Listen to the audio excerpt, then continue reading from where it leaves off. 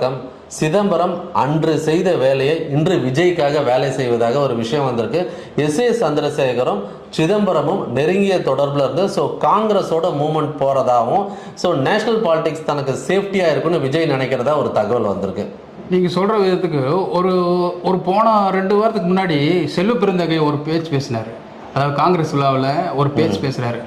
நம்ம எத்தனை நாளைக்கு தான் நம்ம ஒரு கூட்டணி சுமந்துட்டே போயிட்டு இருக்கிறது, நமக்குன்னு ஒரு தனித்தன்மையை காட்டணும். அந்த பொதுக்குழுல பேசும்போது ஈவிகே இளங்கோவன் எழுந்திரிச்சு போய் நின்று அப்படிலாம் பேசக்கூடாது, திமுக தயவுல தான் வந்திருக்கணும், நீங்க அதுக்கு கண்டனமும் பதிவு பண்ணீங்க. ஆமா, இது எதுக்காக இது சொல்ல வரேன்னா, இப்போ ஏன் நம்ம இவங்க பின்னாடியே போயிட்டு இருக்கோம், திமுக பின்னாடியே நம்ம ஒழிஞ்சிட்டு இருக்கோம்.